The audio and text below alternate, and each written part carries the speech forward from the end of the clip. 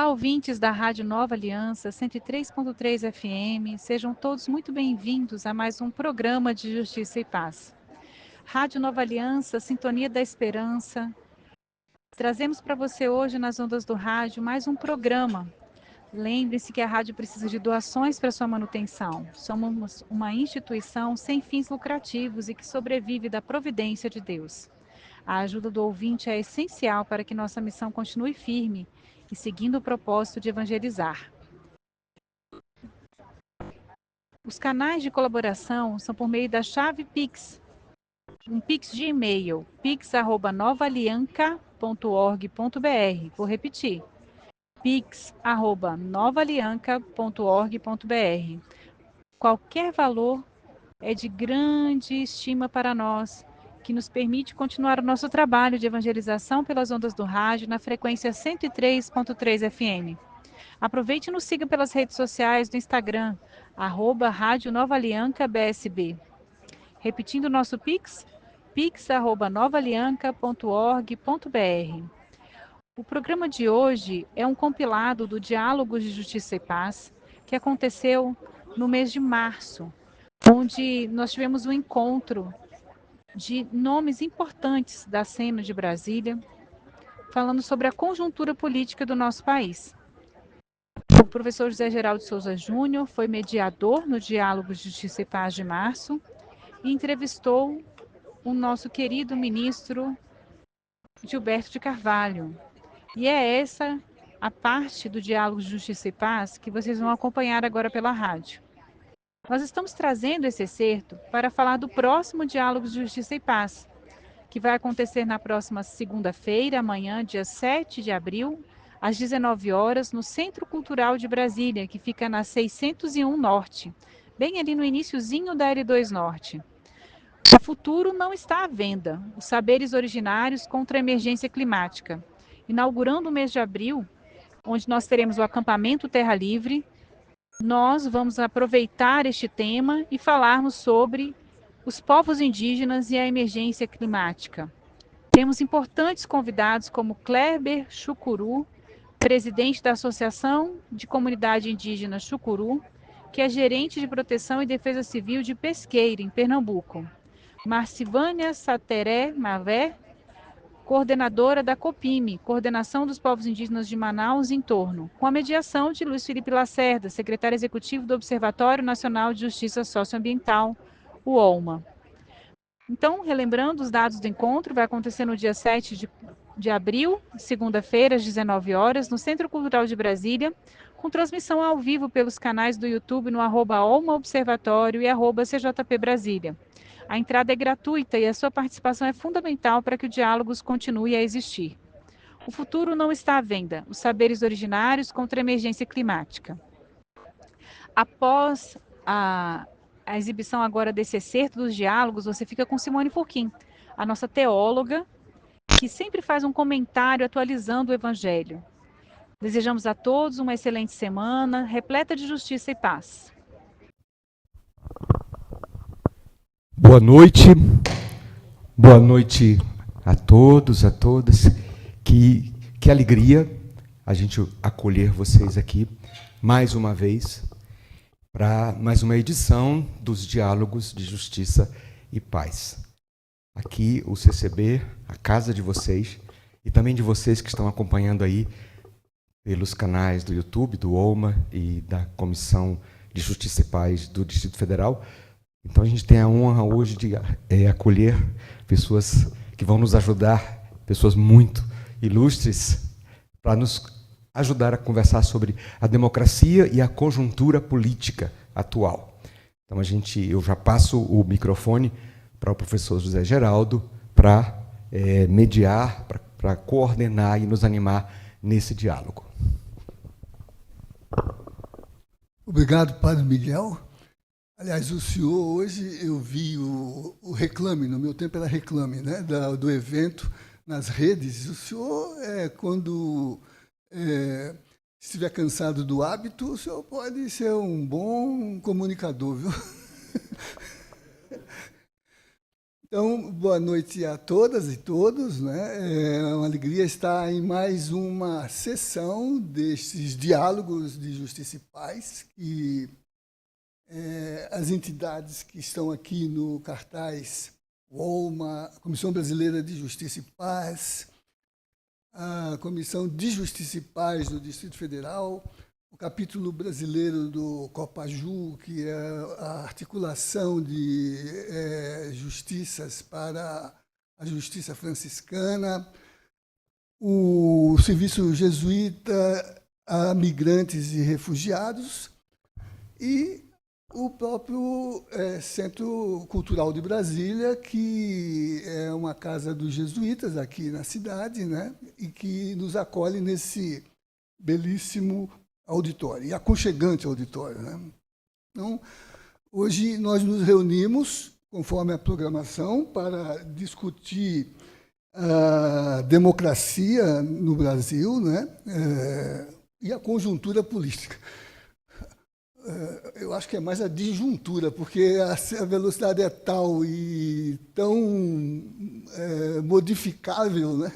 Eu acho que longo prazo hoje está sendo os próximos 15 minutos. Né? Uma dificuldade para quem esteja nesta função. Felizmente, estamos aqui com dois grandes ativistas, mas também excelentes analistas, né? O secretário Gilberto Carvalho, que é secretário nacional de Economia Popular e Solidária do Ministério do Trabalho e Emprego, né? Mas também já foi ministro da Secretaria da Presidência da República, e a Laura Lírio Gonçalves, né? Para mim, você é Juanita, né? Porque ela sempre... Aqui ela está como doutora em Relações em Ciências Sociais, né? Pela Universidade de Brasília, né? Mas, para mim, ela é a face, né? Do levante popular da juventude, né? Onde eu aprendi a conhecê-la como Juanita, né? Uma militante ativa, né? Que sempre teve uma presença no espaço vivo da rua, né? Me lembro os escrachos, que é uma metodologia do Levante, né? Que foram feitos contra os torturadores, né? E para denunciar, né, a limitação da transição pela não realização plena da justiça de transição entre nós, né? Todo o seu trabalho agora está mais referenciado no nosso imaginário, até por conta do filme Ainda Estamos Aqui, né? Então, são dois destacados ativistas, né? E também analistas, porque são expressões fortes da gestão da política pelo social. Juanita, que é membro da Comissão Brasileira de Justiça e Paz, e também do Observatório Político da Comissão Brasileira de Justiça e Paz, né? Então, assim, né, não invejando a dificuldade que será trabalhar esse processo, né? Essa semana que passou, eu integro o grupo de análise de conjuntura da CNBB, né? Nós tínhamos uma análise que era exatamente sobre a questão da conjuntura política no pós-eleitoral, E já era difícil, porque há uma tendência de pensar, né, a política pela expressão do institucional inscrito no procedimento eleitoral. E, às vezes, não se percebe a dimensão ativa das transformações no substrato do social, as mobilizações, as atuações fortes dos movimentos sociais, das representações de sociedade civil, né? No nosso campo, a gente fala de igreja em saída, igreja com as sandálias no pó, né?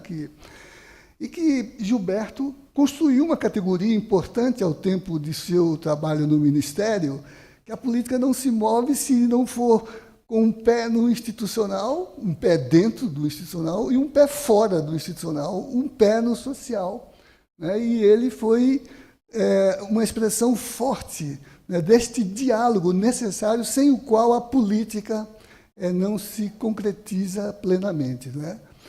E Juanita, que vivencia essa dimensão como militante ativista, né, sabe que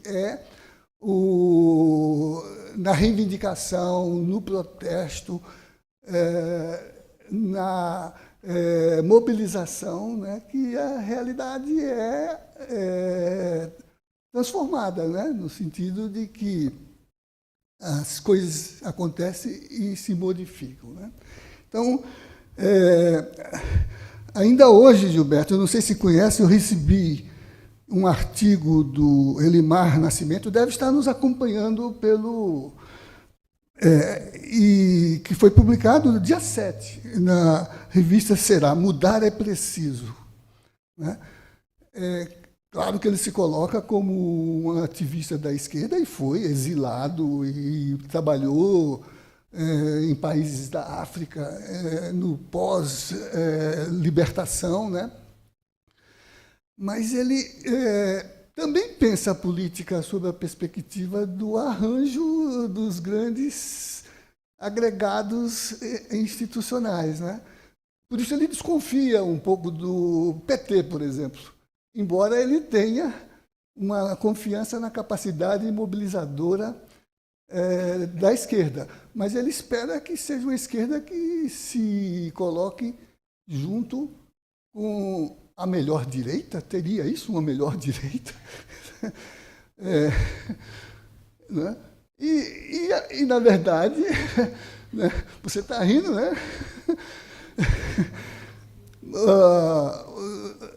Na verdade, até aí, né, é um complicador, porque a nossa história recente é de que, nesse momento, né, nós lutamos, sacrificamos a nossa condição social e de existência e sacrificamos ao limite, né, do nosso próprio aniquilamento. Né? Mas tem pontos interessantes nas observações que ele fez, e uma questão que ele coloca, eu nem concordo muito, é de que, por exemplo, toda articulação institucional tem que partir para um processo que saia do que ele chama de políticas assistenciais. É um desafio ao seu trabalho, porque não creio que dialogar, né, com as necessidades sociais seja clientelismo, nem seja... ele diz assim, dar peixe ao povo. Né? Quer dizer, em suma, vou passar a palavra para os convidados, 20 minutos para cada um. Vamos começar por acordo com o Gilberto, e depois Juanita se manifesta, por sua vez, também, e em seguida abrimos o debate. Tem um microfone aí.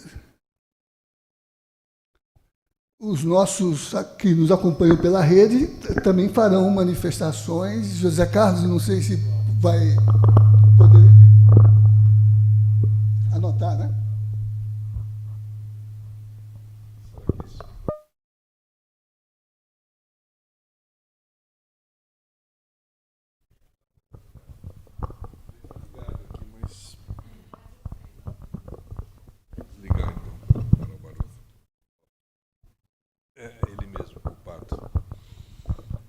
Bom, muito obrigado, Zé Geraldo.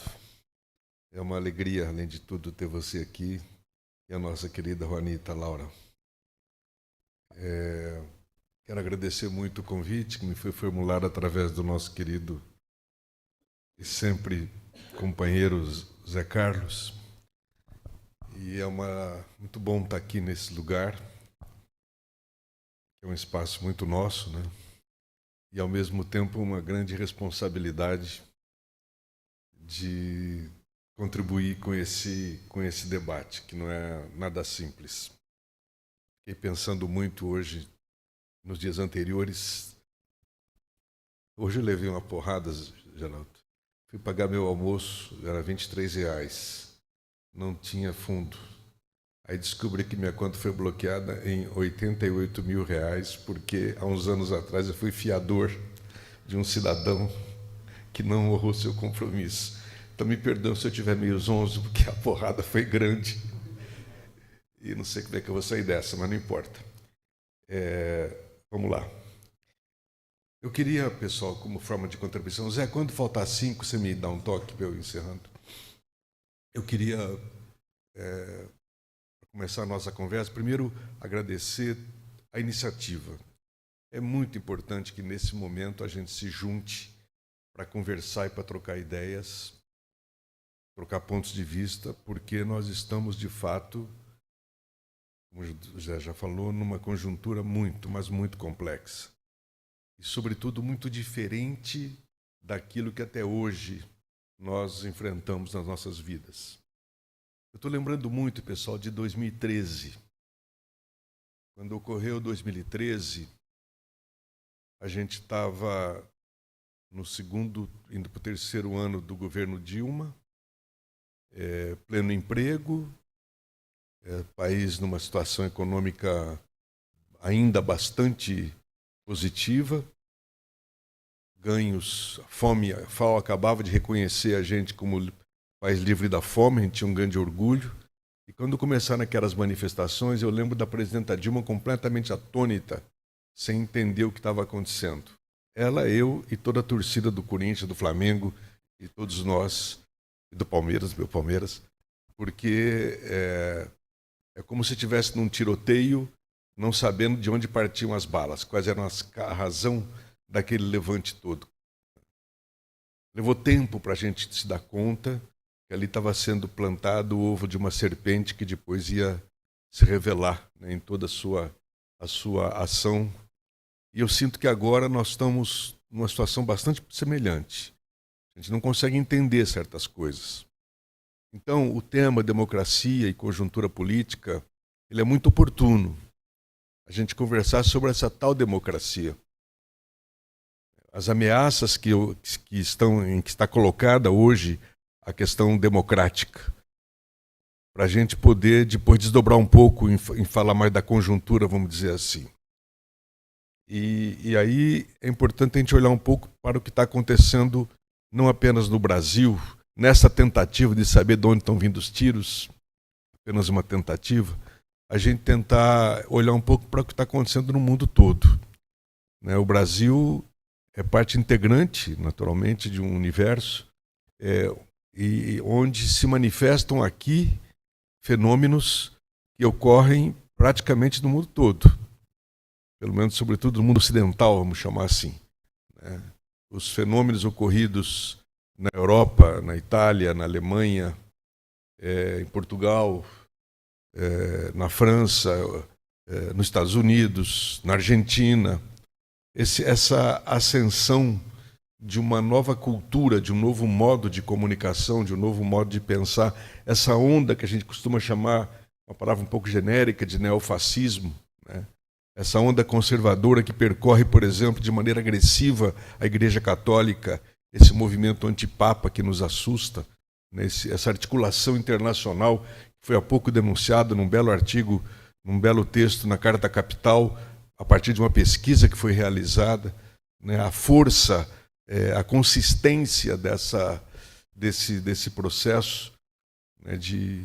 E a gente vai entendendo, começar a entender aonde que se origina, né? Eu queria sugerir para vocês esse livro do Gessé. É uma literatura muito vasta hoje, que se debruça sobre essa questão, né? Toda a questão, a Fábrica do Caos, tem uma série de livros que estão trabalhando fortemente essas questões que põem em jogo a origem da democracia e a produção da democracia, vamos dizer assim, a produção do pensamento humano, como que os valores se transmitem, como que as ideias são transmitidas, são formuladas e como se dá a criação de um verdadeiro mundo paralelo nesse processo todo. O Gessé, nesse livro, que é um livro polêmico, Eu sei, o Pobre de Direita, mas interessantíssimo, fazendo uma propaganda aqui, ele dedica alguns capítulos iniciais a mostrar como desde o início do século passado, nos Estados Unidos, foram desenvolvidos meios, métodos que acabaram culminando. Ele cita muito Walter Lippmann no começo, que era um dos conselheiros, né, da elite norte-americana, como é que isso vem dar no Bannon e como que vem dar em todo esse processo novo que utilizou de maneira absolutamente competente a revolução tecnológica nos meios digitais, nos meios de comunicação, para produzir uma onda de um novo jeito de se comunicar, de um novo jeito de fazer a comunicação, de recriar realidades paralelas. E no Brasil, esse processo que é vasto, que eu cito 2013 não à toa, em 2013 é a primeira insurgência, é a primeira manifestação mais pública desse processo, quando a gente se lembra que aquelas manifestações pelo passe livre contra o aumento de R$2 foi lá rapidamente transformada num processo de luta, de protesto contra a corrupção moral, quando a classe média toma conta das manifestações e se torna uma erupção contra a nossa democracia, contra o nosso projeto de governo, que depois vai se consolidando até o golpe e assim por diante, formando maiorias, se associando ao fenômeno religioso, no caso brasileiro. O que é particularmente importante para nós, porque é um fenômeno religioso que atinge aqueles que nos são mais caros e mais queridos, que são os pobres, que são as periferias. A gente que estava acostumado a fazer uma certa divisão das cidades, e havia os famosos mapas eleitorais de grandes cidades, onde o centro era muito conservador e as periferias vermelhas, isso não tem mais. Foi havendo um processo de mudança e foi construído, sem dúvida nenhuma, a partir desses valores morais absolutamente farisaicos, um muro a nos separar dessa população. Então, hoje, o desafio que se coloca, que nós temos que aprofundar mesmo, é isso. Como que é produzido o pensamento popular? Como que é formada a opinião pública? Quais são os mecanismos que eles desenvolveram nesse processo, né, que a gente se assusta?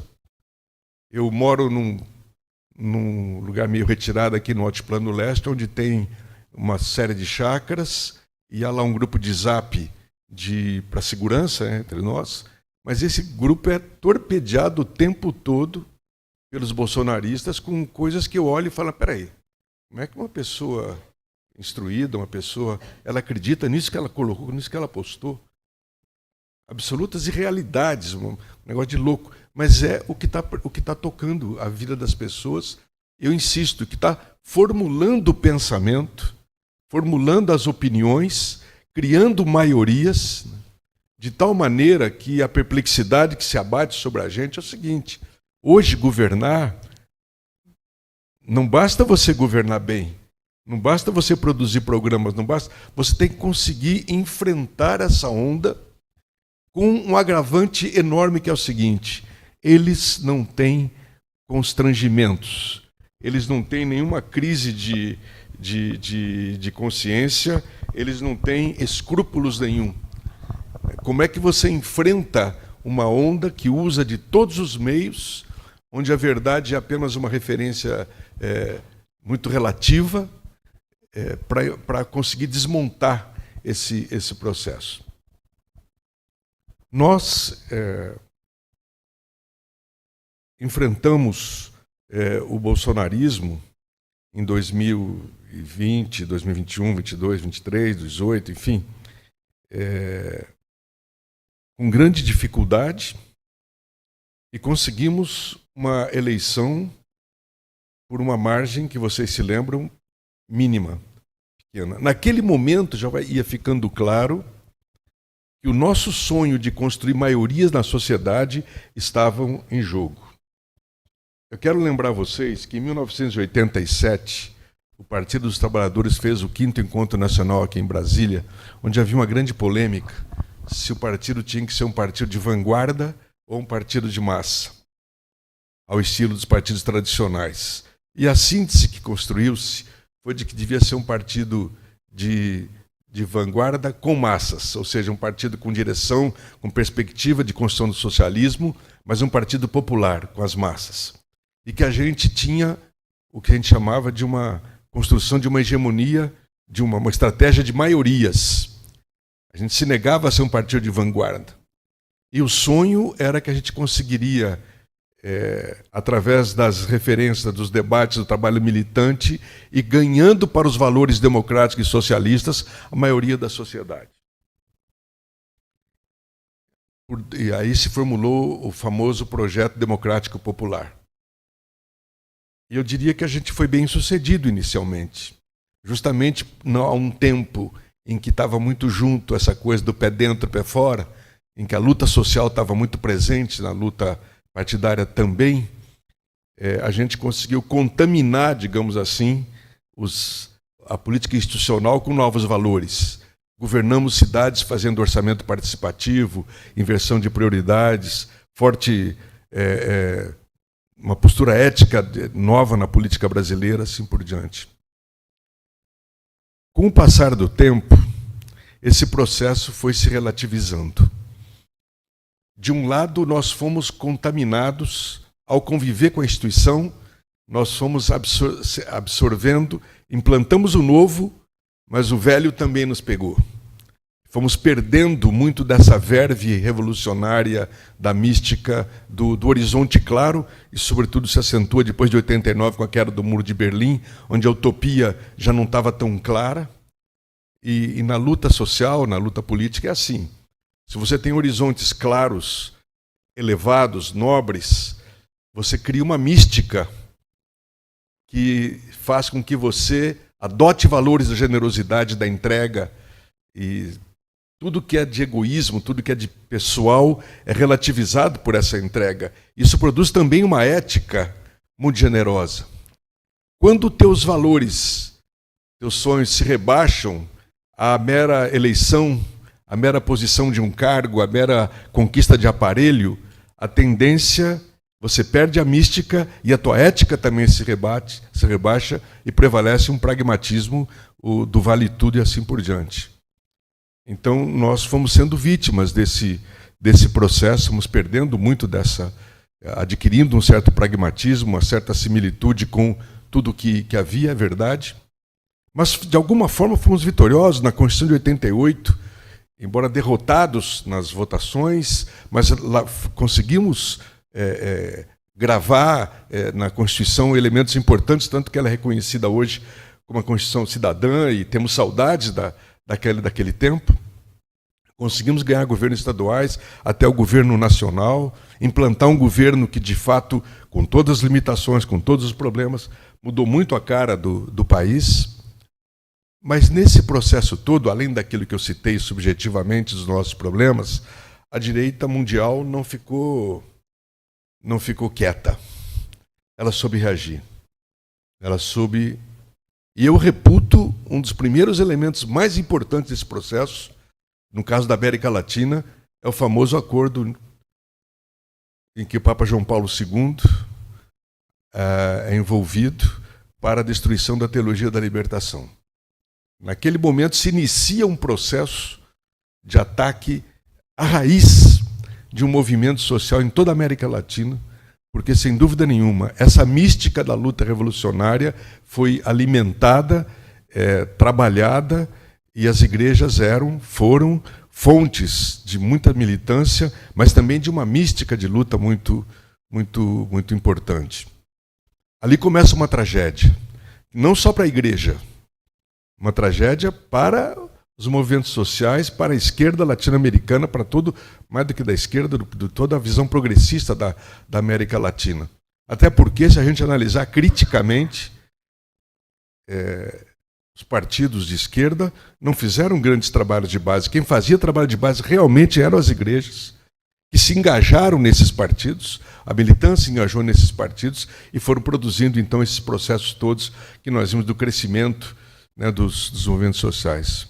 Mas mais do que isso, né, com o avanço dos nossos governos, com a articulação do Mercosul, da Unasul, com a criação dos BRICS, a articulação internacional de domínio foi se estabelecendo, a reação a esse processo foi ganhando outros patamares, e aí vieram as reações muito importantes, como eu citei, a de 2013. Estou fazendo uma passada muito rápida pela história, apenas para acentuar esses aspectos, de como eles conseguiram, por dentro dos nossos processos, e minando as nossas bases. A grande surpresa de 16 para todos nós foi qual? É que o povo faltou. O povo não foi para a resistência de um projeto que lhe beneficiava. O povo não compreendeu o que estava em jogo, achava que era uma briga de branco entre a Dilma e o Temer. Mas o povo é culpado disso?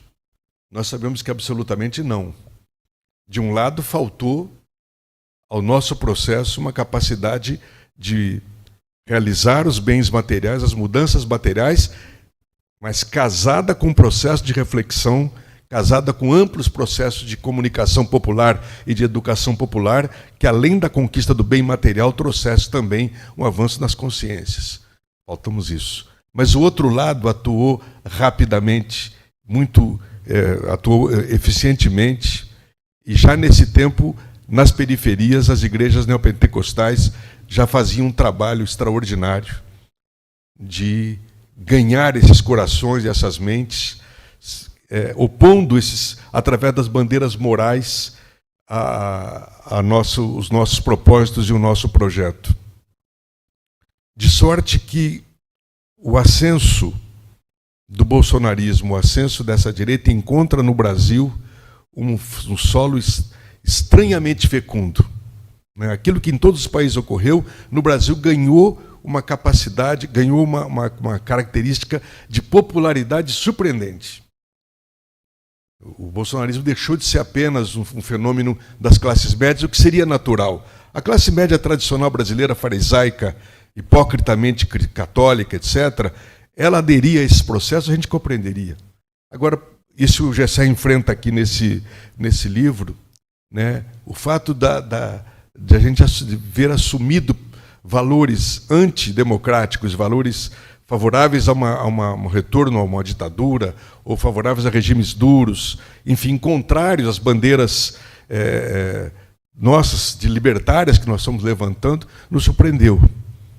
Mas aí se explica muito, essa popularização se deu muito através desse processo das igrejas neopentecostais e da direita católica também, não vamos negar. Vamos lembrar que das emissoras católicas, tirando a Rádio Aparecida e a TV Aparecida, com todos os seus méritos, os demais meios de comunicação nossos são lamentáveis desse ponto de vista. Então é bom sempre a gente saber equilibrar esse processo. É nesse contexto que nós iniciamos um governo em 2023, reeditando programas, reeditando ações lá de 2003, imaginando equivocadamente que eles seriam suficientes para dar conta de um grande apoio popular. Lê do engano. Lê do engano, e hoje nós estamos com sérios riscos. Vou tentar me deter um pouquinho sobre isso. Vou dar uma acelerada, então. Vários aspectos conjunturais se alteraram em relação a 2003 e nós não nos demos conta na profundidade necessária. Além desse fenômeno todo que eu falei de comunicação, nós tivemos o enfrentamento de um congresso muito diferente daquele período. Por quê? Passamos, durante a época Bolsonaro, pelo advento do orçamento secreto e das emendas obrigatórias, que formam hoje 24% do orçamento nacional. Então você tem um orçamento cortado. Aquilo que é política pública vira política de paróquia, vira política de interesse do deputado em relação ao seu prefeito e a subjetividade daí decorrente e a corrupção em geral daí decorrente, salvo exceções importantes. De outro lado, O sistema financeiro nos pressiona e nós cometemos um erro, no meu juízo, que foi aceitar a história do déficit zero, ou seja, num ano você pode gastar só o que você arrecadou. Isso nenhum país grande faz, nós nos submetemos a isso, então nosso governo ficou constrangido, de um lado, essa mordida no orçamento de um lado e uma limitação do outro de não poder gastar mais. Isso restringiu, Zé Geraldo, a nossa ação. Então, os mesmos programas que nós lançamos, todos meritórios, e foi muito importante ter retomado Minha Casa Minha Vida, Luz para Todos, cisternas, tudo foi importante, só que eles foram plantados, mas não foram regados adequadamente. O PAA, que é um elemento fundamental, um programa fundamental, que é o Programa de Aquisição de Alimentos, onde a Conab compra diretamente o alimento do agricultor familiar, que dá para o agricultor a segurança de que ele pode plantar, porque ele vai vender por um preço decente, e ao mesmo tempo ajuda a abastecer os estoques reguladores da Conab e chegar o alimento nas escolas, nos hospitais, etc. e tal. O orçamento nosso de 24 foi metade do que foi para o PA em 2012. Então, esse constrangimento do ganho, quando o presidente Lula fala, não, nós plantamos durante 2 anos, agora vamos colher, eu fiz um alerta, ele falou, presidente, tem um problema, nós plantamos, mas nós não irrigamos como precisava ser irrigado para que desse o resultado. A atual carestia de alimentos que nós temos e a inflação de alimentos tem sido base dos grandes ataques contra o nosso governo, está muito fundamentada nesse aspecto de que nós não conseguimos fazer os investimentos necessários para que esses programas se, de fato, desenvolvessem e dessem os resultados esperados. Mas mais do que isso, mesmo que a gente tivesse alimentado, mesmo que nós tivéssemos feito... O Brasil mudou tanto, e essa para mim é uma questão importante se demarcar aqui, que mesmo os programas que nos deram grande popularidade lá, não nos dão a mesma popularidade aqui. Por quê? Porque a cabeça do povo é outra. Porque a formação da opinião é diferenciada. Não basta o fato da pessoa estar bebendo melhor. Alguém está colocando na cabeça dela um ódio e uma divisória, uma visão que impede que ela faça adesão a esse projeto.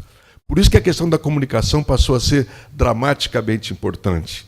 E por isso que foi pena que demoramos 2 anos para mudar a área de comunicação do nosso governo, que não investiu em comunicação popular, que não investiu em comunicação digital na velocidade, na intensidade que se precisaria para fazer esse combate. O fato concreto, pessoal, é que nós vivemos hoje a seguinte contradição. Nós temos o governo na mão, ganho numa eleição milimétrica em 22, mas nós não temos mais, é ruim o que eu vou falar, mas eu acho que é real, maioria na sociedade. Nós não temos hoje, não falo de maioria eleitoral, eu falo de maioria política e ideológica. Os valores que lá em 87 a gente sonhava fossem majoritários, e sendo majoritários nos permitiriam mudar democraticamente o país numa perspectiva de uma outra sociedade, eles não são mais majoritários. Eles são hoje submetidos a essa carga diária de ódio, de combate, né? Toda a história do feminismo, toda a história do combate ao racismo, toda essa política identitária que foi tão importante em termos de uma nova primavera que surgiu naquele momento, é duramente enfrentada hoje e é razão, inclusive, para combate a todos nós. E eu concluo, portanto, dizendo o seguinte, eu acho que a batalha não está perdida, as pesquisas assustam, é real,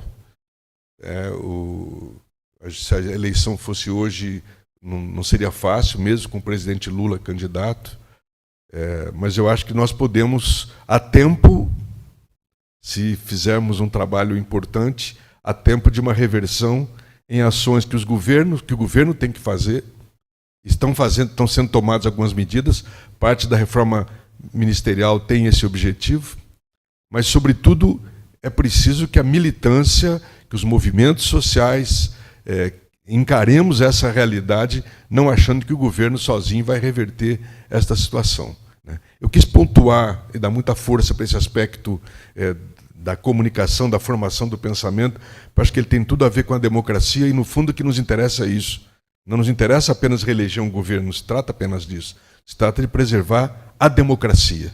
Se trata de preservar um sistema de governo que possa reger o país, onde a liberdade seja preservada. A verdadeira liberdade não é essa que as big techs proclamam por aí no seu domínio absurdo, né? E é um alerta para que a gente se levante, que a gente se dê conta da gravidade do que nós estamos vivendo. Obrigado. Olá, ouvintes. A leitura do Evangelho hoje é João, capítulo 7, 40, 53. Houve uma divisão entre os judeus por causa da expectativa messiânica em torno de Jesus. Uns diziam, ele é o Messias. Outros diziam que ele era o profeta. Outros discordavam. Porventura o Messias virá da Galiléia? Não diz a Escritura que o Messias será da descendência de Davi e virá de Belém, povoado de onde era Davi? Os fariseus e sacerdotes amaldiçoaram aqueles que professaram Jesus como Messias. Esta gente que não conhece a lei é maldita. Contra Nicodemos, que era o chefe do sinédrio e admirava ocultamente a Jesus, disseram: também tu és galileu porventura? Vai estudar e verás que da Galileia não surge profetas. No tempo de Jesus havia muitas expectativas messiânicas. Os saduceus sonhavam com a possibilidade de restaurar a monarquia davídica. Os zelotas, que também eram um movimento judaico, esperavam o Messias como o rei Davi guerreiro. Os batistas esperavam o Messias como um juiz severo. E o povo pobre e excluído esperava um libertador. Aprendemos com as primeiras comunidades cristãs em torno do Evangelho de João que Jesus é o Messias, mas não da realeza nem com o poder de exército. Jesus é o Messias, o ungido, o rei que vem montado no burrinho para demonstrar que seu poder é se colocar a serviço. É um poder popular, por isso, lavou os pés de seus discípulos como gesto de seu poder serviço. O seu reino não é como os reinos deste mundo. É importante ressaltar que os primeiros cristãos em torno dos evangelhos fazem questão de anunciar Jesus como rei. Isto porque querem mostrar a qualidade do verdadeiro rei, ou seja, é aquele que deve estar a serviço das pessoas. Então, o governante deve estar a serviço das pessoas, assim como ensinou o próprio Jesus Cristo. Nosso desafio no cotidiano hoje é seguir os ensinamentos dos evangelhos e não desviar nossa fé. Muitas vezes somos tentados em ter fé no Messias violento, que prega o poder pelas armas, a vingança, o castigo, que legitima a opressão e a morte. E esquecemos que Jesus foi ungido para a missão de pregar boa nova aos pobres, proclamar a liberdade aos presos, recuperação da vista aos cegos e para libertar os oprimidos e proclamar o ano da graça do Senhor. É importante compreender também que, pelo batismo, cada um de nós se torna sacerdote, profeta e rei. Portanto, todos nós somos também ungidos para exercer a liderança, o poder, porém o poder serviço. Essa compreensão é necessária, pois parte de nós, em coletividade, exercer essa ação messiânica e não ficarmos de braços cruzados esperando que um Salvador irá nos livrar dos males que nos assolam hoje. Devemos compreender o messianismo como algo que surge de baixo para cima, ou seja, é do povo consciente, mobilizado, que se constrói a justiça e um outro mundo possível para todos e todas.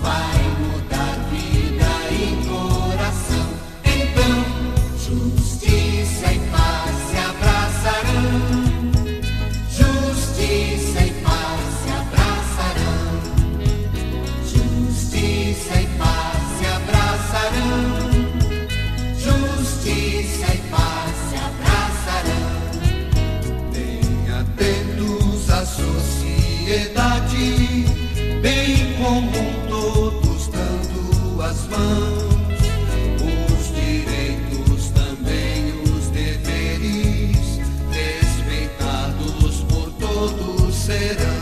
Então, justiça e paz se abraçarão, justiça e paz se abraçarão, justiça e paz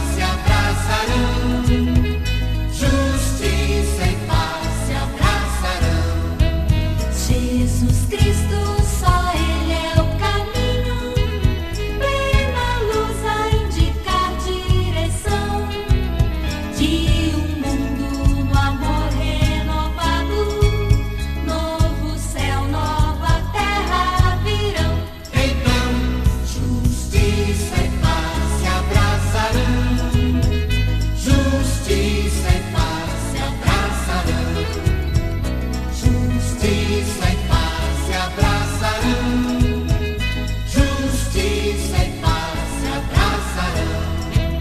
Jesus Cristo, verdade e vida, pela cruz vem a ressurreição, convivência na felicidade, povo irmão rumo à libertação. Então, justiça